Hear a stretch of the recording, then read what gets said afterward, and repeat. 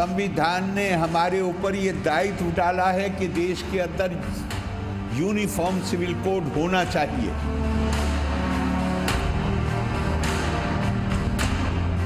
आगामी नई बीजेपी सरकार अपने शपथ ग्रहण के तुरंत बाद एक कमेटी गठित करेगी जो कि उत्तराखंड राज्य के लिए यूनिफॉर्म सिविल कोड का ड्राफ्ट तैयार करेगी।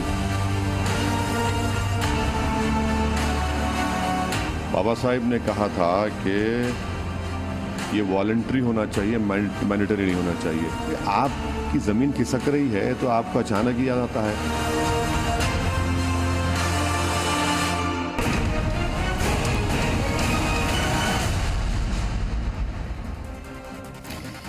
नमस्कार, स्वागत है आप सभी का देश हमारा में और आपके साथ हूं मैं आयुषी नेगी। तो दूसरे चरण के चुनाव प्रचार का शोर शांत हो चुका है, लेकिन विवाद जारी है। आज हम आपको विवादों का वोट कनेक्शन दिखाएंगे और बताएंगे कि 8 फरवरी को कर्नाटक से हिजाब विवाद की शुरुआत होती है और ये पहले चरण के मतदान से केवल 40 घंटे पहले होता है और फिर यूपी की रैलियों में लगातार इसका जिक्र होने लगता है। ऐसा ही कुछ आज भी हुआ।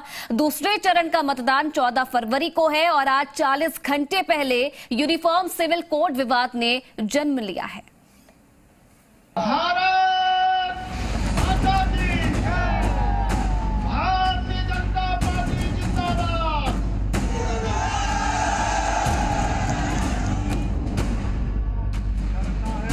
चुनावी लड़ाई सिविल कोड पर आई।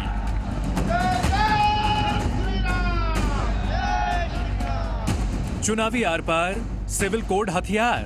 तो रोज का दिन जंग का माहौल हो जाता है। क्या हिजाब के आगे सिविल कोड है?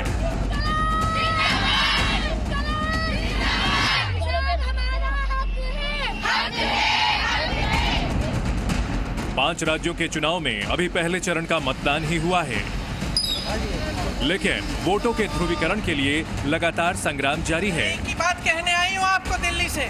अभी तो लगता है काफी कुछ होना बाकी है, क्योंकि अभी तक हिजाब विवाद थमा भी नहीं है और सिविल कोड पर घमासान शुरू हो चुका है।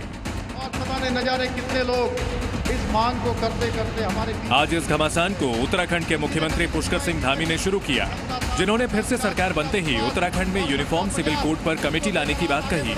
हम भी आपके नेतृत्व में आगामी नई बीजेपी सरकार अपने शपथ ग्रहण के तुरंत बाद न्यायविदों, सेवानिवृत्त जनों, समाज के प्रबुद्ध जनों और अन्य स्टेक होल्डर्स की एक कमेटी गठित करेगी जो कि उत्तराखंड राज्य के लिए यूनिफॉर्म सिविल कोड का ड्राफ्ट तैयार करेगी।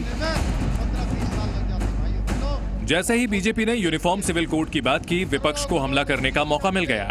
कांग्रेस की ओर से मोर्चा संभाला वरिष्ठ वकील कपिल सिब्बल ने, जिन्होंने ट्वीट करके लिखा, पुष्कर सिंह धामी जी, अगर बीजेपी सत्ता में आती है तो उत्तराखंड में समान नागरिक संहिता लागू करने की घोषणा करते समय कृपया अपनी पार्टी और खुद को शर्मिंदा नहीं करें।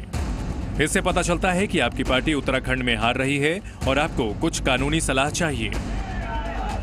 चुनाव का समय है तो कांग्रेस के साथ साथ दूसरे विपक्षी नेता भी इसमें उतर गए। बाबा साहिब ने कहा था कि ये वॉलंटरी होना चाहिए, मैंडेटरी नहीं होना चाहिए। आपकी जमीन खिसक रही है तो आपको अचानक ही याद आता है। ऐसा नहीं है केवल बीजेपी ही यूनिफॉर्म सिविल कोड की वकालत कर रही है, बल्कि केरल के राज्यपाल आरिफ मोहम्मद खान भी इसके पक्षधर हैं। संविधान ने हमारे ऊपर ये दायित्व डाला है कि देश के अंदर यूनिफॉर्म सिविल कोड होना चाहिए। भाइयों बहनों, भाई दूसरी तरफ बीजेपी ने पुष्कर सिंह धामी के बयान का समर्थन करते हुए कहा कि संविधान में ही यूनिफॉर्म सिविल कोड की बात कही गई है। संविधान के आर्टिकल 44 में लिखा हुआ है कि इस देश में एक कॉमन सिविल कोड होगा, यूनिफॉर्म सिविल कोड होगा, लेकिन अभी तक लागू नहीं किया गया। यूनिफॉर्म सिविल कोड का मुद्दा देश में लगातार उठता रहा है, लेकिन ठीक उत्तराखंड के चुनाव प्रचार के आखिरी दिन और दूसरे चरण के मतदान के पहले इस विवाद को खड़ा करना कहीं न कहीं चुनावी है। विशाल पांडे के साथ ब्यूरो रिपोर्ट।